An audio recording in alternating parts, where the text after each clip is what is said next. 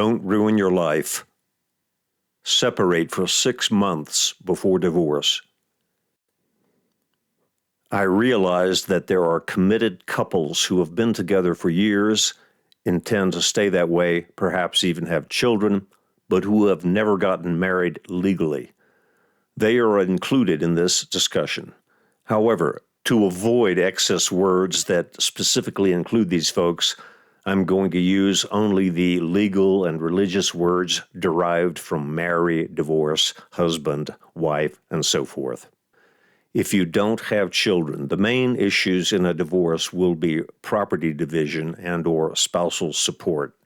If you do have children, a divorce will also involve child-related problems such as custody, financial support, visitation rights, and how breaking up the marriage will affect the kids. In either situation, with or without children, if one partner definitely wants a divorce, which could be you, my advice is don't do it immediately. Instead, as soon as possible, live separately for at least 6 months. Don't date anyone else. Don't have sexual relations with anyone else. Don't have any sort of close personal relationship with anyone who could become sexually attractive. However you manage this, however inconvenient it is, however much it puts a strain on your budget, live apart for at least 6 months. It doesn't matter whether or not you've discussed your problems at length, whether or not you've seen a marriage counselor, or whether your mate has suddenly and unexpectedly announced that he or she wants a divorce. Live apart for 6 months. Why do this? Because living apart for a few months can clarify a lot of issues.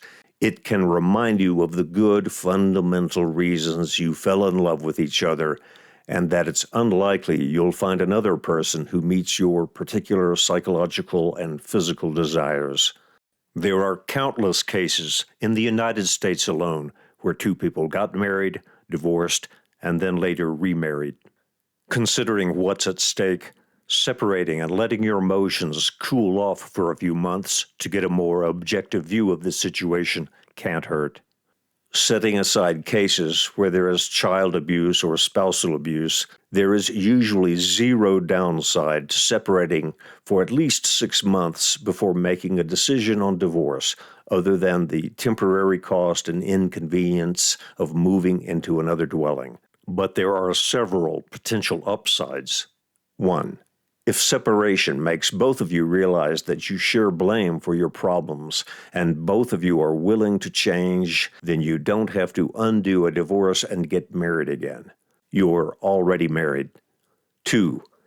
If separation makes you realize that you were the problem and your spouse is willing to try again if you change, then you don't have to undo a divorce and to get married again. You're already married. 3. If separation makes your spouse realize that he or she was the problem and you're willing to try again if there's a change, then you don't have to undo a divorce and get married again. You're already married.